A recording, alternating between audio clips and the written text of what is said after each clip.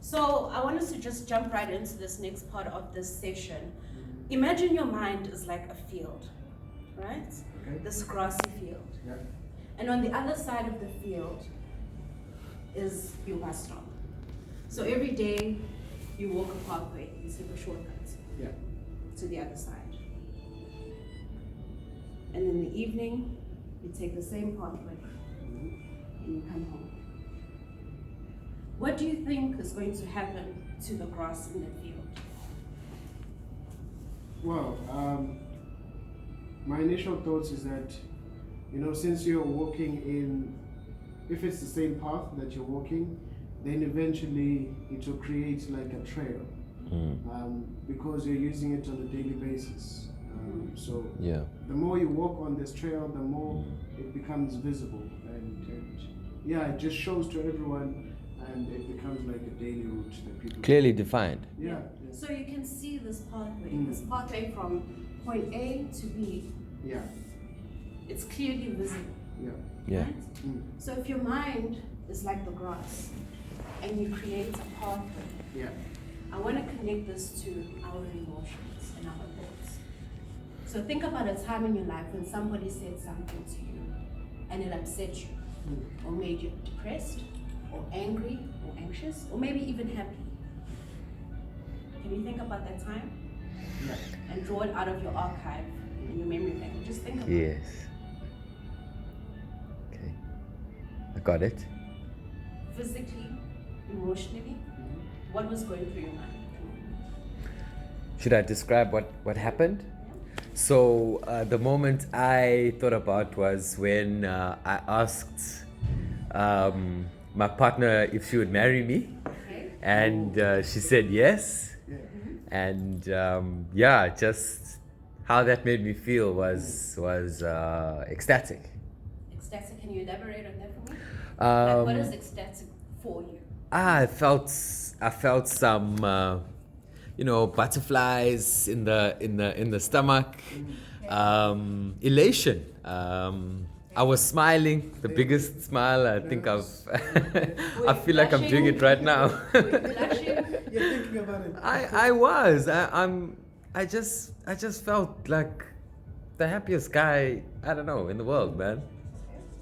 And you, Spook? So I thought about, it's also a happy moment. I thought about looking back at my graduation day. Okay. And, the first time I was one of my first siblings in my family to actually graduate with an honors degree. And I remember my mother, she was there, obviously, because I stayed with her. So she was there. She was so excited, seeing your mother jump around, because my mother is not the type of person that loves to express herself, that much. So seeing her jump around, seeing her scream when I got to wear, the hood. So that was a happy moment for me. So it was just ecstatic, as Vitasha said. Yeah. So there were butterflies as well. Yeah. I think it, everything that you listed there. maybe. Excitement as Yeah. well. So it was interesting. So, my next question to you is that, because these are really happy moments, which is fantastic. Yeah. Think about a time where somebody may have said something to you that you didn't quite like. Or maybe a time when somebody looked at you in a particular way. And it made you shift from one emotion to the next. I'll give you an example. When somebody says to me, because of how I was raised and my brothers and my sister and my mother, when somebody says to me, you're just like your mother, I'm like, okay. But if somebody was to say to me, you're just like your father, it would make me go from 0 to 100. Yeah. Because I automatically associate my experiences, my feelings with that moment, my memory. Yeah. So that's what's happening whenever you are experiencing an upset. You go and travel a pathway in your brain and you retrieve a memory. And you take that memory and you combine it with your present reality. And the more you visit this pathway, the more visible and the more real this moment becomes. Pause. So every single time you experience an emotion, you are traveling back and retrieving from your memory bank that moment when you felt that particular way, when you felt ecstatic, when you felt butterflies, when you felt elation, when I felt anger, when I felt anxiety. I'm retrieving a memory from that moment in my past, and I'm bringing it to this reality and combining it. And the more I travel on this pathway, the realer it becomes for me, which is not the case. So how does that work in the world of work? Because it's easier said than done. If somebody is in your face and saying things to you, you're not good enough, you're incompetent, and what can I do at this moment to stop my brain from traveling this pathway and choosing a new way, a better way? So are you saying that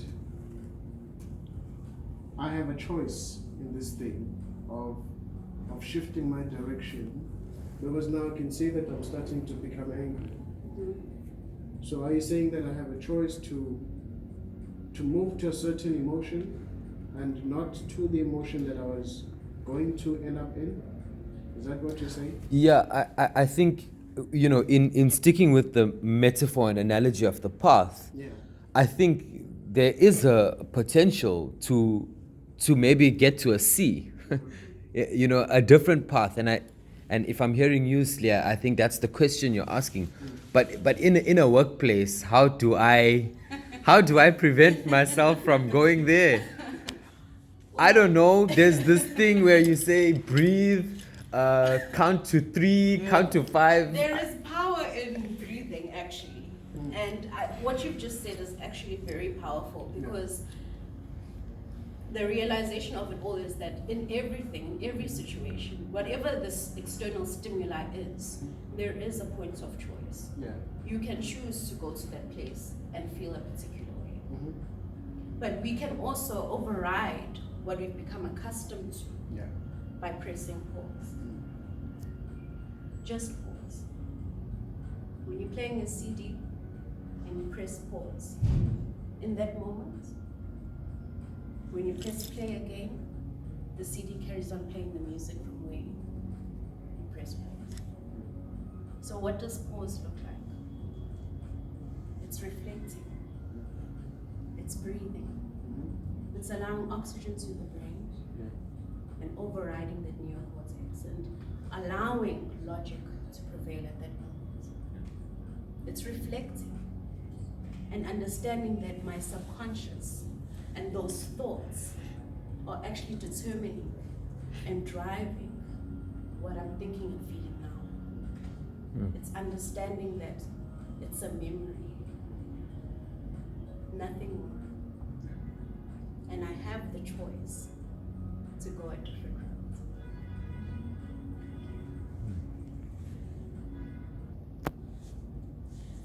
So I know it's a big ask, this theory component of pressing pause, but how would you feel about being in a situation and actually applying this? Do you think it's doable? I'd love to do it. I'd love to. I think it's a journey. It's a process to get there. If I think about myself, I'd probably need to reflect a lot more, and just reinforce the habit of reflection in my own personal space, so that when those moments come, I am wise enough or mindful enough to understand that, oh, okay, I'm being triggered right now. So I think it's doable, but I think there's a lot of homework that needs to be done. Yeah, definitely.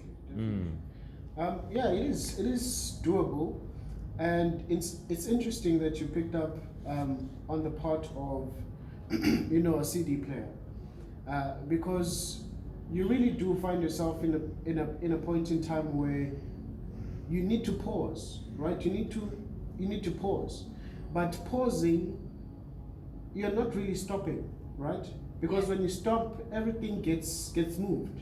But when you're pausing, you're giving it that thing of that you can continue on after that. So yeah, I think by pausing you tend to gather enough emotion, gather enough thought as to how it is that you're going to continue on after that. So yeah, pausing is Just making that choice. yeah.